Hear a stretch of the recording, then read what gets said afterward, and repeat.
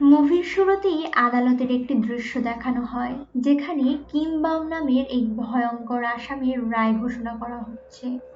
তার বিরুদ্ধে মোট 7টি খুনের অভিযোগ আনা হলেও শক্ত প্রমাণের অভাবে 6টি মামলায় সে মুক্তি পেয়ে যায়। এই 6 জন নিহতের তালিকায় ছিলেন নামহীন নামের একজন সৎ ও সাহসী চিফ ডিটেকটিভ। এদিন আদালতে উপস্থিত ছিল নামহীর ছোট মেয়ে হিজু, তার পাশে বসেছিলেন দ্য-ইয়াং, নামহীর সবচেয়ে বিশ্বাসযোগ্য সহকর্মী এবং বন্ধু। তদন্তে জানা যায় কিংবা অন্যদিকে হিজু চোখের জল লুকিয়ে আদালত কক্ষ ছেড়ে বেরিয়ে যায়। এরপর গল্প ফিরে যায় অতীতে, যে রাতে নামহীকে নির্মমভাবে হত্যা করা হয়েছিল।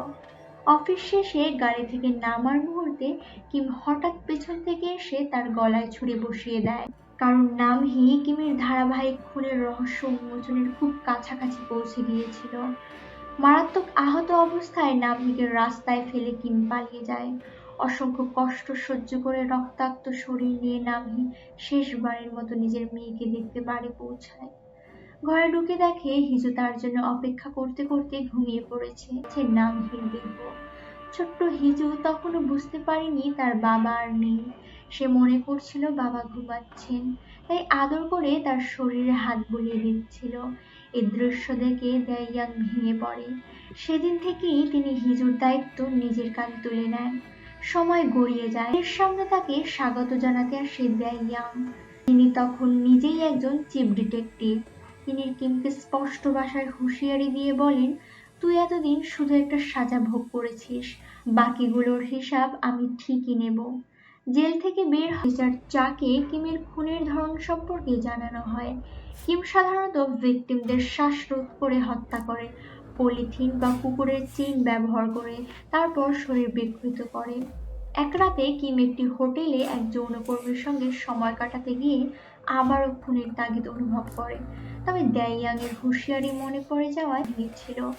আর আজ সেই হাতই তাকে ছুঁয়েছে। মনটা ভার হয়ে গেলে হিজু তার মাকে দেখতে যায়। সেখানে গিয়ে সে দেখে সেই জুয়ারি লোকটি তার মায়ের উপর নিষ্ঠুর নির্যাতন চালাচ্ছে। আর সহ্য না করতে পেরে হিজু চুপচাপ বাইরে এসে রাস্তার ধারে অপেক্ষা করতে থাকে।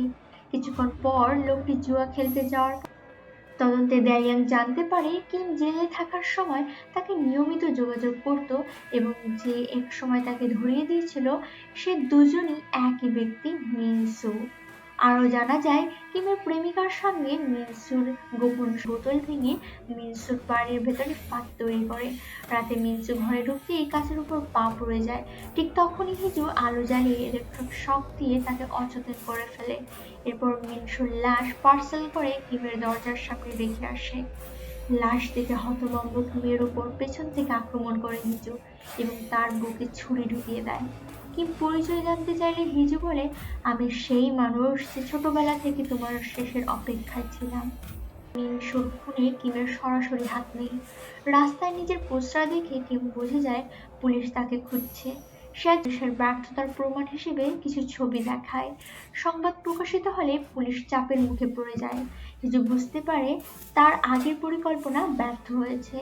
সে দ্য-ইয়াং এর কাছে গিয়ে বলে, এবার একসাথে লড়াই করতে হবে। অন্যদিকে কিম সব খুনের যোগসূত্র মিলিয়ে বুঝতে পারে তাকে পাওয়া মৃত লোকটি নামহীর স্ত্রীর দ্বিতীয় স্বামী এবং নামহীর মেয়ের নাম হিজু। তার কাছে সব পরিষ্কার হয়ে যায় এবং প্রতিশোধের নেপথ্যে হিজুই রয়েছে। একটি সাইবার ক্যাফেতে কিম ধরা পড়ে গেলে পুলিশ খবর পায় এবং দ্য-ইয়াং সেখানে পৌঁছে কিমের সঙ্গে লড়াই জড়ায়।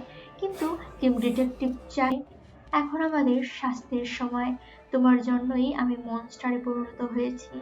নিজের গলায় কুকুরের চেইন পেঁচিয়ে সে বলে, তুমি অনেককে মেরেছ তাই না? আজ আমি তোমার শেষ শিকার। একথা বলেই হিজু দোলনা থেকে ঝাঁপ দিয়ে আত্মাহুতি দেয়। কিম হতভম্ব হয়ে তাকিয়ে থাকে।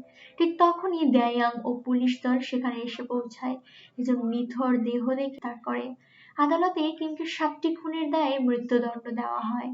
বহু খুন করেও যে একসময় বেঁচে গিয়েছিল, আজ না করা অপরাধের দায়েও তাকে চূড়ান্ত শাস্তি পেতে হয়।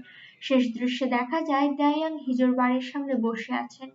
তখন তিনি উপলব্ধি করেন এই পুরো ঘটনাই ছিল হিজুর নিখুঁত ও ভয়ঙ্কর প্রতিশোধের পরিকল্পনা। এভাবেই শেষ হয় মিসিং ইউ মুভিটি। ভিডিওটি ভালো লাগলে একটি লাইক দিন এবং কমেন্টে জানান আপনার কেমন লাগলো। ফ্যাক্ট দ্য মুভি চ্যানেলটি সাবস্ক্রাইব করে পাশে থাকা বেল আইকনটি প্রেস করুন যাতে এমন আরো সিনেমা ও ড্রামার স্ক্রিপ্ট মিস না হয়।